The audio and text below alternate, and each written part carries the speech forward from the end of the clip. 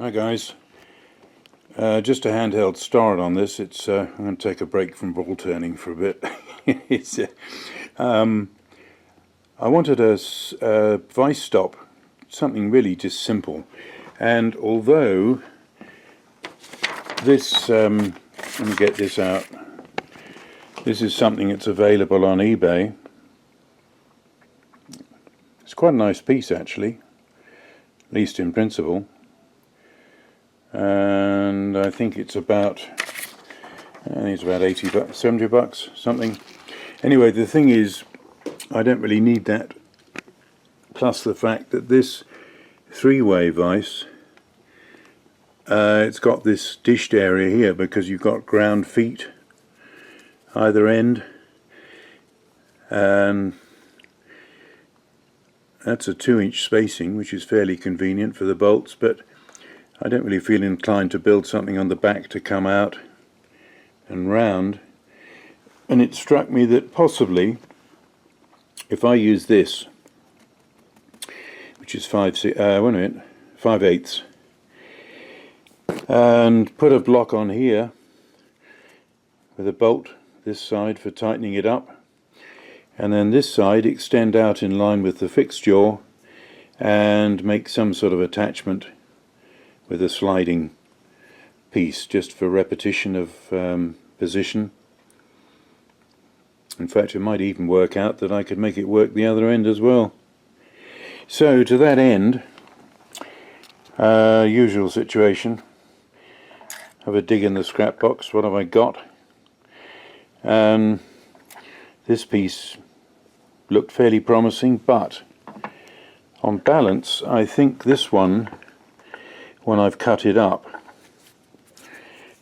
there's a nominal cut line. Alright, so it'll cut, it'll cut to a piece like that, and then set that up so that on the left side there we'll have the fixing bolt, and on the right side here we'll have another tapped hole for a bolt holding some sort of sliding adjustment. Anyway, that's the thought at the moment. Nothing terribly complicated. I'm just doing it on the fly as usual. Just make something that'll work for those odd occasions when it's useful to have the option for repetition. Bit of an awkward cut because I haven't got much to put in the vise, but we managed. So that's the piece I don't want, at least I don't think so. But this piece, on reflection now, I'm going to want to four-jaw this one, and well, no, I could probably do it. I don't know what that side's like. I could probably just surface this both sides with the with an end mill. I mean, the whole thing isn't critical. So yeah, we'll probably come up, you see there's this difference of height here, so I don't need to go right down to the bottom. So if I come up, that will leave me a good bit of meat at the top when I mill out a slot. I'll mill out a slot for that, bolt this side for clamping, and then this side something for an adjustable stop. So we'll see how it goes. As I say, anybody who's used to my videos know that I don't do much in the way of drawings very often, and just do it on the fly, see how it works out. Just facing off this this block, not really necessary, but I want to clean up the saw cut. It's a bit noisy because this roughing mill had a slight ding on it, so, but it's cutting adequately.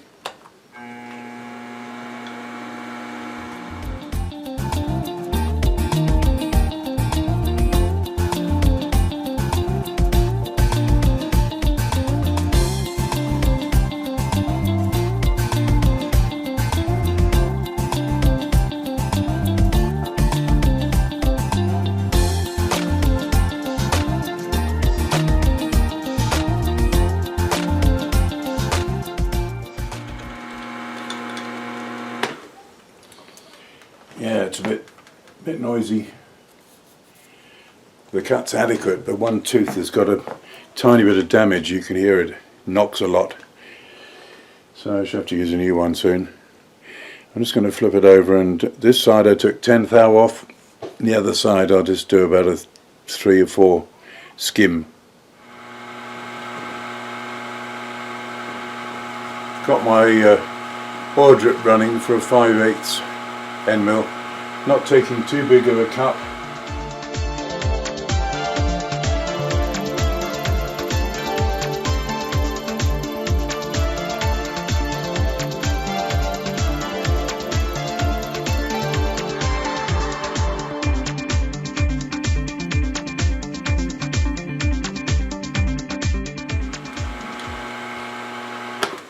I ought to have my air blaster set up, actually, keep these chips on the move. Anyway, I've got to take that down to about 7/8 to get the slot that I want. Being a cheapo end mill, I think this one's already dulling slightly. I'm only taking about 25 thou still. Burst of oil, not a constant drip, just a burst of oil ahead of the tool. And I'm down to 1/2 inch, just going beyond that.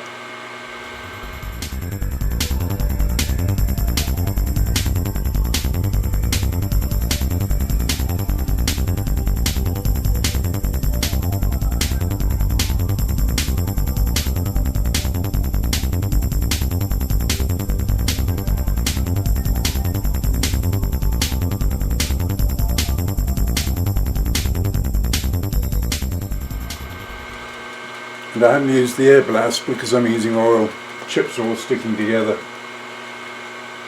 But in fairness to the rather poor quality end mill, I'm using lube.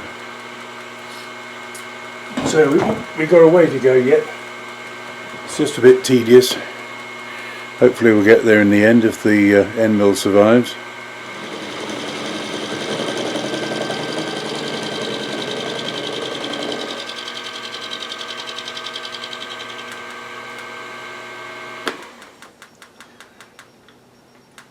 Okay, well, give or take a little bit, I'm just about up to my mark. So we'll call that done. I'm just into the Sharpie mark, which is very empirical. The one thing that this approach on a deep mill slot like this, I certainly wish I had flooding coolant, which would get rid of the chips because they do build up in advance, and I don't think I'd get the air squirter quite right to disperse them. Anyway, there we are. That's got a pretty good slot, so we'll take that out, get cleaned up, and then do some drilling and go on to the next stage. I actually put the piece in upside down. Excuse me. So I got down to that point there, but in fact there's another 1/4 inch to go because I want the thing to come lower on this edge. Anyway, I'm going to carry on with this and get machined down to the mark that I should have reached before. I think this should be the last cut. Again. I had to go down about another 300 to get to my proper line. Just using the good old brush just to give a bit of oil there to save setting up the dripper.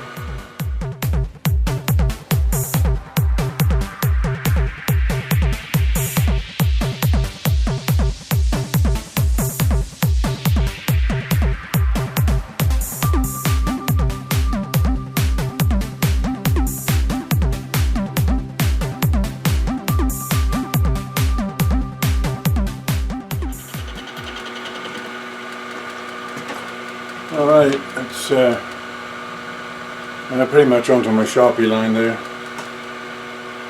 which isn't overcritical. So I'll clean this up again and take a look at it. I could actually have gone deeper with this. Even so, I wanted to leave a good bit of meat at the top so that there's plenty of remaining rigidity. Not that that's hyper important. In fact, the whole thing's suck it and see, my usual. Anyway, that will sit on there.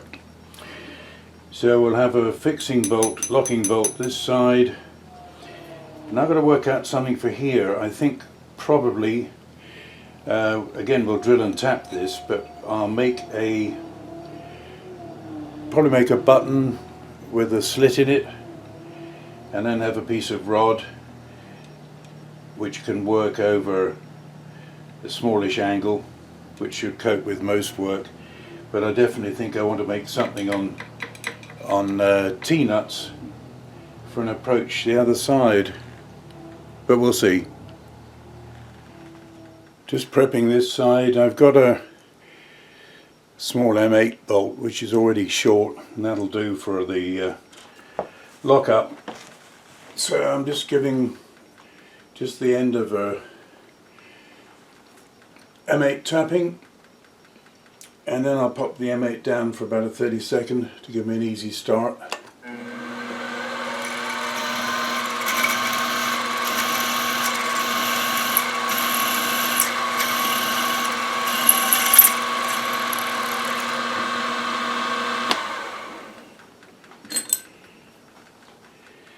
Just pop that 8 in at the beginning of the hole.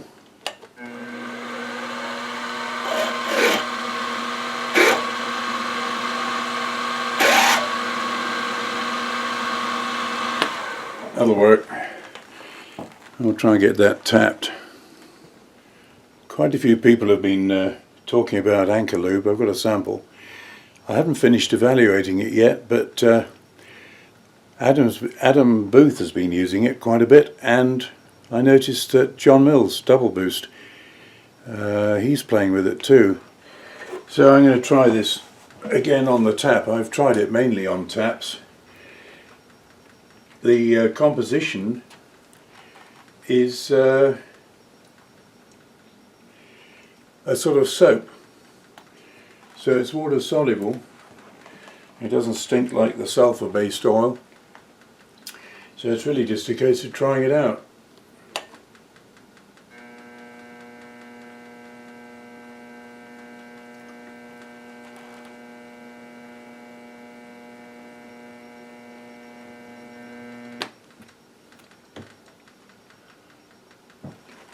I opted to hand feed. It's a bit too much load for this little machine,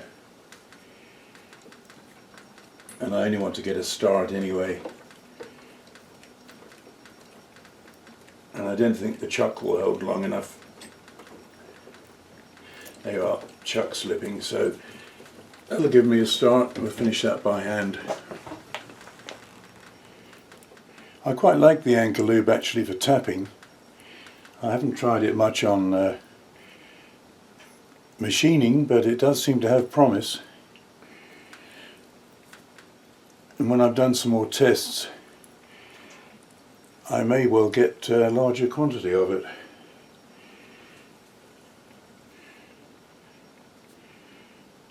One thing that Double Boost did with his, he put a small amount in a can with a drop of water and just thinned it slightly, which meant that it spread better on the work. So I may try that. Anyway,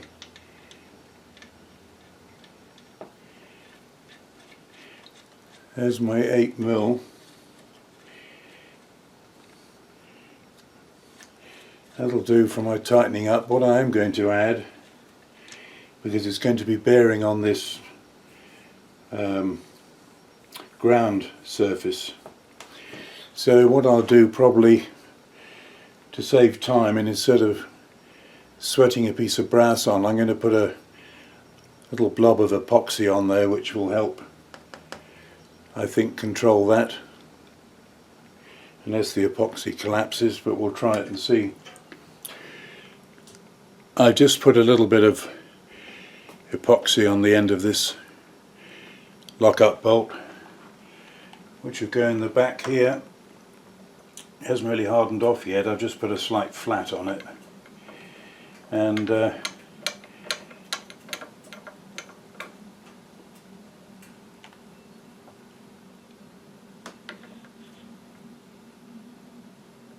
well, I can't do it up yet because it hasn't set. Anyway,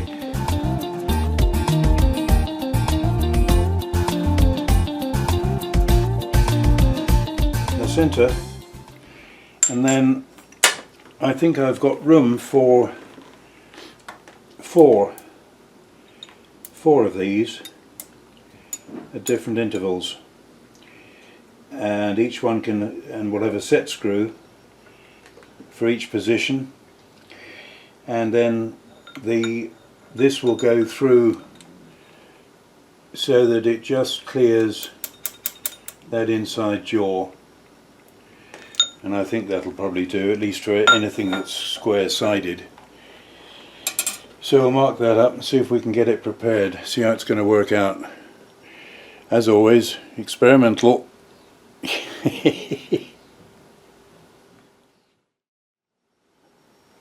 Just a quick progress report here. This is the fiddly. Haven't blown the holes out yet. Yeah, this is the fiddly part. I'm drilling my holes for the set screws first, because I need to drill across. I haven't got a plug tap, so I'm having to drill across what will be the 5mm rod hole, so I can tap that sufficiently. And we've got the mounting hole there for the 8mm 1x125, and then this side, which is marked up, I've just got to put that in the machine and give myself 4 5mm holes for the distancing rod. So it's coming on, it's a bit slow. Well, you might just hear a fan running, I'm not sure. Thinking back to the days when I was out here below freezing, it's been about 80 today. Although my ceiling has helped in here, very gradually the heat does build up by the end of the day, which is what it is now. It's sunset. Anyway, the vice stop, we've finished, and I didn't want to bore you with all the drilling, tapping and other nonsense. You've seen the main block with the locking screw. At the moment the epoxy there's a plug of epoxy which acts as a bit of a softener for the ground surface on the back there. So that goes on. Let's just tighten it up. There we are, so that's fixed. Look at the movement on my floor. It's really terrible. Anyway, here's the other piece, which I did show earlier. Just a little bit of. Here we've got cap screw fixing counterboard to fit to the block. Then we've got 4 through holes for I might better get in a bit closer actually. 4 holes for the rod, which can go through any of those. The only reason I've done 4 is it gives me 4 height settings, plus I can rotate this just a little bit and hopefully get just the contact point I want. And then this side, 4 little grub screws, they're 1024, about as big as I could go. So if we put this in place,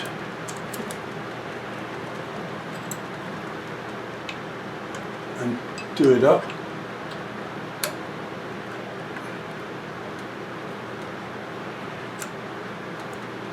I mean, this is pretty primitive really when you think about it, but it's really just made specifically for this vise. Oh, I haven't tightened that up. I've still got to tighten that up fully yet. In fact, the epoxy pad is not ideal. I'm going to get a piece of a little piece of brass. Here, that epoxy is just squishing.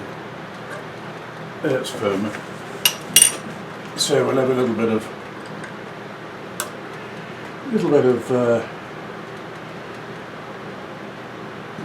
bit of brass or something. All right, there we are. So that's got to make sure that'll lock a bit tighter once I get a different cap on the screw, the bolt, so I can really tighten it. At the moment it's got this squishy epoxy which isn't really hard enough. So if I open the jaws up so you can see, this is not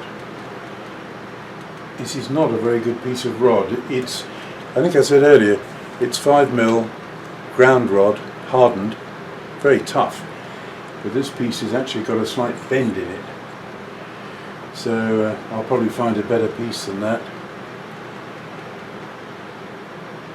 And then what I really want is one of the long handled set screws. There you are, that's done the set screw up, so we've got a fixed point. And then, as I say, different heights. So if I've got a big lump in here, maybe even not a chunk as high as that I want to index. Holes are a little bit oversized, but that's not a problem. I didn't want to make them too tight.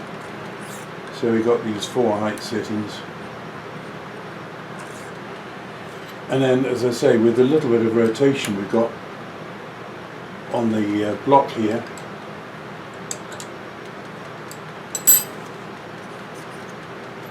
there's a bit of leeway there on all the 4 positions. Alright, there it is. Another mad project from the old man. I think it'll be useful. I may well now try and make something to go into T-slots, just to increase versatility for a stop, but I think this will serve quite well. Gives me a break from ball turning, doesn't it?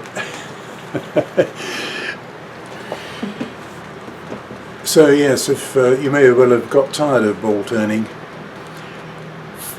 I wouldn't say I'm tired of it, but I certainly use a break from it, and I haven't given up on it either.